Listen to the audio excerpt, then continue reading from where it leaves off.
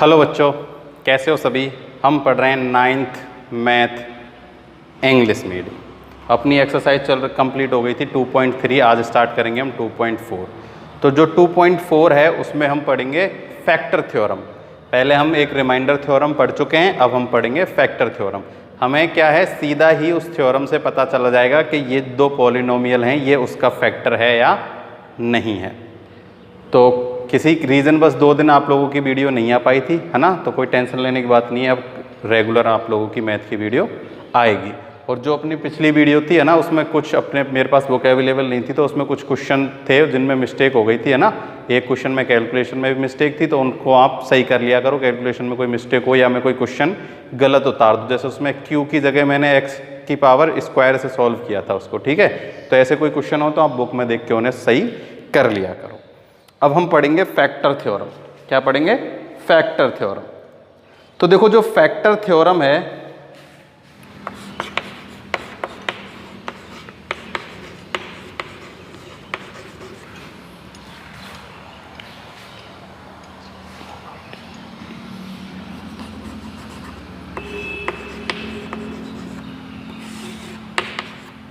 Factor theorem. तो देखो, जैसे ही हमने कौन सी पढ़ी थी, रिमाइंडर थ्योरम पढ़ी थी ना, सेम ऐसे ही है ये भी, ठीक। कि हमें क्या होगा, देखो, एक तो हमें क्या करना है, सिंपल सा है कि दो हम एग्जाम्पल से करते हैं इसमें। जैसे एग्जाम्पल है अपने पास 11, तो कोई भी दिक्कत नहीं आएगी। क्या है? एग्जाम्पल 11। कि हम कैसे पता चलाएंगे कि ये किस उसका फैक्टर है या नहीं है। सीधा सा देखो, एग्जाम्पल से हम स्टार्ट करते हैं। अपने पास है एग्जाम्पल 11 कि हमें पता करना है कि x³ plus 3x² plus 5x plus 6, यही है 5x प्लस 6, ये x प्लस 2 का क्या है, मल्टीपल है या नहीं है ना, या फिर ये इसका फैक्टर है या नहीं है। इसका क्या, x प्लस 2 इसका फैक्टर है या नहीं है। तो देखो, जैसे ये अपने पास कोई क्या है, px है। क्या है? px। तो देखो, हमें पहले ही पता है, जैसे px क्या होता है, जिसमें हम डिवाइड देते हैं। तो px में डिवाइड जब हम देते हैं तो अपने पास क्या आता है, एक तो आता है अपने पास जिससे हम डिवाइड देते हैं, ठीक है। तो उसे हम कुछ भी लिख सकते हैं। तो उसको हम क्या लिखें, उसको हम लिखते हैं gx। उसके बाद अपने पास आता है कोशेंट। क्या आता है? कोशेंट। और उसके बाद अपने पास आता है रिमाइंडर, या तो r से लिख लो या rx, ठीक है। तो अब हम जब इसमें इसका डिवाइड देंगे, ठीक है, तो ये gx तो अपने पास है, ये अपने पास है px, कोशेंट अपने पास आएगा, और ये है r। अगर r की वैल्यू क्या हो, 0 हो। क्या हो? रिमाइंडर हो 0। अगर रिमाइंडर 0 हो तो सिंपल सी बात है कि इसका मल्टीप्लाई इसके कोसेंट से करेंगे, तब क्या आ जाएगा, ये आ जाएगा। इसका मतलब ये इसका फैक्टर हो जाएगा। तो देखो, यहां से अब यूज होगी रिमाइंडर थ्योरम। कौन सी क्या यूज होगा? Remainder theorem. रिमाइंडर थ्योरम में हम क्या करते थे, ये पता लगाते थे कि इसमें क्या रिमाइंडर होगा या नहीं। यही तो पता लगाते थे कि फाइंड द रिमाइंडर। तो अब हम वही फाइंड करेंगे, क्या, रिमाइंडर। अगर 0 आता है तो फैक्टर है, अदरवाइज फैक्टर नहीं है। तो देखो, हम क्या करते थे रिमाइंडर थ्योरम में कि यहां से ये जो क्या है, gx है, x प्लस 2, तो यहां से x की वैल्यू निकालेंगे, क्या आएगा, -2। अब इस x की वैल्यू इसमें पुट कर देंगे, और जितना उसका सॉल्यूशन होगा वही उसका रिमाइंडर होगा, ठीक है। तो x की वैल्यू हम यहां पुट कर देते हैं, -2 की पावर q प्लस 3 इंटू -2 का स्क्वायर प्लस 5 इंटू -2 प्लस में 6, ये हो जाएगा माइनस का 8 प्लस 2 2 जा 4 2 जा 12 माइनस के 10 एंड प्लस के 6। तो देखो, ये तो हो गए माइनस के 18 और ये हो गए प्लस के 18। तो अपनी रिमाइंडर आ गया 0। क्या आ गया? r equals to 0। तो r इक्वस टू 0 आ गया। इसका मतलब ये है कि ये x प्लस 2 इसका एक फैक्टर है। इसके अलावा इसमें हमें एक चीज़ और गिवन है, वो है 2x प्लस 4। इससे भी हमें चेक करना है, किससे? 2x प्लस 4 से। तो देखो वही x की वैल्यू -2 पुट कर देते हैं, तो -2 × 2 -4 + 4 इक्वल्स टू 0। तो x + 2 इसका भी एक फैक्टर है। तो देखो ये तो हमने कैसे किया, वैल्यू पुट करके देखा है ना। अगर वैल्यू पुट ना भी करके देखो तो देखो सिंपल सा पता चल जाता है। यहाँ से क्या 2 कॉमन ले लो, क्या बचेगा x + 2, ये x + 2 है ही, तो ये x + 2, इसका मतलब ये इसका फैक्टर है। तो फैक्टर कैसे पता लगाएंगे, है या नहीं है, रिमाइंडर थ्योरम से, है ना। रिमाइंडर थ्योरम से हम चेक करेंगे रिमाइंडर क्या आ रहा है। अगर if reminder is 0 then the question यानी कि x + 2 यानी कि दिस इज क्या है, gx, क्या है gx, यानी जिससे हम डिवाइड दे रहे हैं, तो वो उसका क्या है, फैक्टर है। ये वो पार्ट है जिसमें हम डिवाइड देते हैं, ये वो पार्ट है जिससे डिवाइड देते हैं ना, डिवाइजर और डिवाइडेंड, ठीक है।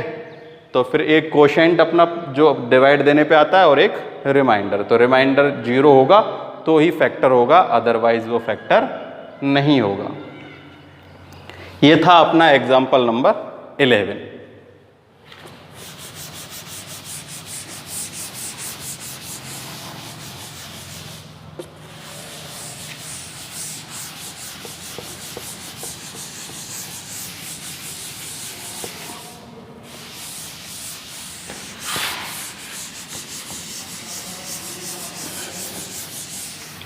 तो हम इसमें हमें एक और मेथड दिया है, पर हमें उस मेथड की ज़रूरत है नहीं, बस एक इसी मेथड से हम सारे क्वेश्चन सॉल्व कर सकते हैं। तो इसमें है अब एग्जाम्पल नंबर 12। कौन सा है, example number 12। Find the value of k if x - a is a factor of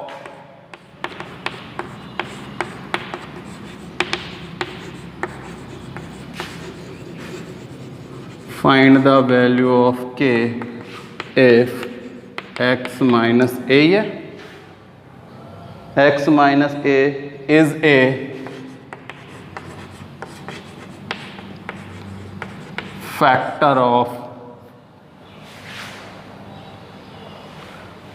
4x cube plus 3x square minus 4x plus में k। अब हमें इस k की वैल्यू फाइंड करनी है और हमें गिवन है कि ये इसका फैक्टर है। क्या है, फैक्टर है। यानी कि यहां से हम x - 1 equals to 0, x equals to 1 put करते हैं। क्या पुट करते हैं, 1। जब x इक्वल्स टू 1 पुट करेंगे तो इसका सॉल्यूशन 0 ही होगा, ये फिक्स होगा 0। क्यों, क्योंकि उसने कह दिया है कि ये फैक्टर है पहले से। अब हमें फैक्टर चेक नहीं करना, हमें k की वैल्यू फाइंड करनी है। कौन से, इस k की। तो देखो हम पुट करते हैं x की जगह 1, तो 4 1 की पावर क्यूब प्लस 3 1 का square minus 4 1 plus k equals to 0। ये 0 लगाना ही जरूरी है। क्यों है, क्योंकि पुट करने के बाद जो है रिमाइंडर 0 होता है जब फैक्टर होता है, और ये फैक्टर ही है। तो 4 + 3 - 4 प्लस k इक्वल्स टू 0। तो 4 से 4 cancel, 3 plus k equals to 0। k की वैल्यू फाइंड करनी है, इसको इधर ले जाते हैं, ट्रांसफॉर्मेशन कर देते हैं। तो k इक्वल्स टू आ गया -3। क्या आ गया, -3। ठीक है। तो ऐसे हम क्या फाइंड कर लेते हैं, जब हमें ये गिवन होता है कि ये इसका फैक्टर है और कोई एक नंबर नहीं दिया गया होता, तो हम क्या कर लेते हैं, उसको इक्वल टू में 0 रख के, और जो एक फैक्टर है उसकी वैल्यू, उसमें से एक वैल्यू फाइंड की हमने ट्रांसफॉर्मेशन करके, उसको पुट किया और उसको सॉल्व कर दिया। ये हो गया अपना एग्जाम्पल नंबर 12।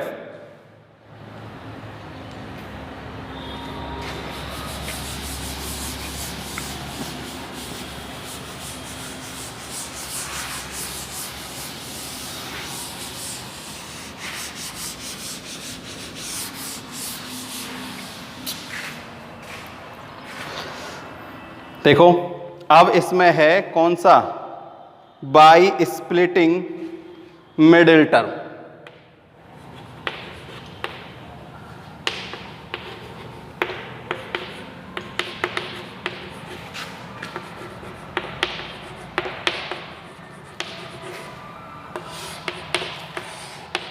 देखो ये जो मेथड है ना, ये क्या है, फैक्टर करने का मेथड है। क्या है? फैक्टर करने का मेथड। कोई भी एक इक्वेशन है उसके फैक्टर करने हैं। ये सबसे इंपॉर्टेंट है फ्यूचर तक, जब तक आप लोग मैथ पढ़ोगे तब तक। वैसे तो थोड़ा बहुत आपने शायद 8th क्लास में भी सीख लिया होगा। By splitting middle term. देखो हमें एक क्या है, पॉलिनोमियल गिवन है। किस फॉर्म में होती है ये? Mostly ax² plus bx plus c equals to 0, इस फॉर्म में होती हैं हमें पॉलिनोमियल। ठीक है, इसमें हमें फैक्टर करने होते हैं, और हम फैक्टर क्या करते हैं, इस bx के फैक्टर करते हैं। क्या करते हैं? bx के। तो bx के हम ऐसे फैक्टर करते हैं, जैसे मान लो bx के फैक्टर हैं क्या, a और b। क्या है? a और b। bx के क्या फैक्टर हैं? एक तो है a और एक है b। तो a इंटू b अपने पास क्या आना चाहिए? अपने पास आना चाहिए इन दोनों का मल्टीप्लाई। क्या आना चाहिए? इन दोनों का मल्टीप्लाई। यानी कि इस bx के फैक्टर इन दोनों के मल्टीप्लाई के इक्वल होने चाहिए, यानी कि acx² के। ठीक है, और इन दोनों का यानी कि या तो सम करने पर या सब्ट्रैक्ट करने पर कितना आना चाहिए? bx के इक्वल आना चाहिए। किसके आना चाहिए? bx के इक्वल। तो देखो मैं एक एग्जांपल से इसको आप लोगों को समझाता हूं कि by splitting the middle term हम कैसे फैक्टर करते हैं। बहुत इंपॉर्टेंट चीज है। ठीक है, जैसे आपके में है एग्जांपल नंबर 13। ये है अपने पास 6x² प्लस 17x प्लस 5। ठीक है, अब हमें इस 17x के ऐसे फैक्टर करने हैं कि उन दोनों का जो मल्टीप्लाई वो कितना आना चाहिए? 5 इंटू 6x² 30x² आना चाहिए, और उनका ऐड या सब्ट्रैक्ट कितना होना चाहिए? 17x प्लस के। ठीक है, तो देखो अब हम कैसे देखेंगे। अब हम इस 17 को ऐसे सोच के करना है कि हम कैसे करते हैं। तो देखो 30 है यहाँ, इस 30 से पता चलता है मोस्टली 30 है। देखो 30 में डिवाइड देते हैं कितने का? 2 का। सबसे पहले 2 का देते हैं, तो 2 का डिवाइड दिया तो कितना आएगा? 15। कितना आ गया? 15। तो देखो यही काम हो गया अपना। 15 प्लस 2 कितने हो गए? 17, और 15 इंटू 2 कितना हो गया? 13। तो ऐड करने पर तो आ गया 17 और मल्टीप्लाई करने पर आ गया 30। इन दोनों में x और लगे और अपना काम हो गया। तो देखो इसके फैक्टर होंगे 6x² प्लस पहले 15x लिख लो या फिर 2x लिख लो। ये प्लस का है तो दोनों प्लस के होंगे, और ये है प्लस का 5। तो देखो इन दोनों को ऐड करने पर तो कितना आ गया? 17x। कितना आ गया? 17x। इन दोनों का मल्टीप्लाई करो, 15 into 2 30x into x x²। आ गया ना? तो ऐसे हम क्या करते हैं, इसके फैक्टर कर देते हैं 2, है ना, किसके? मिडिल टर्म के। तो अब हम क्या करते हैं, इनमें से अपने पास अब ये कितने टर्म हो गई? फर्स्ट, सेकंड, थर्ड और फोर्थ टर्म हो गई। इसके हम फैक्टर इसीलिए करते हैं ताकि फोर्थ टर्म हो जाए। देखो हम क्या करते हैं, इन फर्स्ट टर्म से और इन टर्म से क्या लेते हैं? कॉमन लेते हैं। क्या लेते हैं? कॉमन। तो देखो इन दोनों में से कॉमन क्या आ रहा है? इन दोनों में कॉमन आ रहा है 3x। क्या कॉमन आ रहा है? 3x। तो यहां तो अपने पास बच गया 2x प्लस यहां अपने पास बचेगा 5। क्या बचेगा? 5। तो देखो इन दोनों में से कोई कॉमन नहीं आ रहा। आ रहा है क्या? नहीं आ रहा। तो हम +1 कॉमन ले लेंगे, और क्या बचेगा? 2x plus 5। +1 कॉमन ले लिया। कॉमन लेना ही होता है। क्यों होता है? क्योंकि देखो यहाँ भी 2x प्लस 5 बन गया, यहाँ भी 2x प्लस 5 बन गया। अब मैं इन दोनों में से 2x प्लस 5 कॉमन ले लेता हूँ, तो अपने पास कितना बचेगा? 3x plus 1। तो ये इसके फैक्टर हो गए 2x plus 5 and 3x plus 1। ठीक है, ये तो क्या था? जब मैंने 15 को आगे और 2x को पीछे लिखा था। देखो आएंगे तो फैक्टर यही, कोई चेंज नहीं होगा। अब देखो मैं इस 2x को आगे और 15x को पीछे लिखता हूं, कोई चेंज नहीं होगा, आंसर यही आएंगे। देखो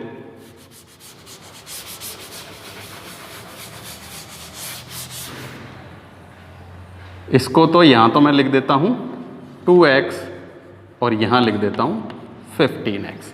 तो देखो इन दोनों में से कॉमन क्या आ रहा है? इन दोनों में से कॉमन आ रहा है 2x। क्या कॉमन आया? 2x। तो यहां से तो बच गया 3x, यहां बच गया +1। इन दोनों में से कॉमन आ रहा है 5, तो प्लस का 5, यहां बच गया 3x और यहां बच गया प्लस का 1। पहले अपने पास ये दोनों तो थे यहाँ और ये 3 और 1 था ऐसे, अब ये तो ब्रैकेट में आ गए, ये बाहर आ गए, आंसर सेम है। इसको हम क्या ले लेंगे अब? कॉमन। 3x + 1 तो आ गया कॉमन, यहाँ बचेगा 2x + 5। पहले भी यही फैक्टर थे और अब भी यही फैक्टर है, सेम फैक्टर होंगे, चाहे तो 2x को आगे लिखो चाहे तो 15x को। बस हमें तो ये जो मिडिल टर्म है ना, इसके ऐसे फैक्टर करने हैं कि उन दोनों फैक्टर का मल्टीप्लाई इन दो टर्म, ठीक है ना, यानी कि ax² और c के इक्वल होना चाहिए, और इन दोनों का ऐड या सब्ट्रैक्ट, है ना, या तो ऐड में 17 आना चाहिए या इन दोनों का डिफरेंस 17 होना चाहिए। तो देखो ऐसे हम खूब सारे क्वेश्चन करेंगे ना, तब जाके ये क्लियर होगा, है ना। तो आज के लिए तो इतना ही, और हम इसमें नेक्स्ट वीडियो में अच्छे से और जितने भी क्वेश्चन होंगे उनको अच्छे से प्रैक्टिस करेंगे, और आप लोग भी प्रैक्टिस करना। जितने अगर इसमें और क्वेश्चन होंगे अपनी एक्सरसाइज देख लेना 2.4। तो ऐसे जो क्वेश्चन है ना, इनको ज़्यादा मेहनत करनी है, क्योंकि ये आगे तक यूज़ में होते ही होते हैं, है ना। तो फैक्टर जब तक आप मैथ पढ़ोगे 10th 11th 12th फैक्टराइजेशन अपन को काम में आना ही आना। तो आज के लिए केवल इतना ही।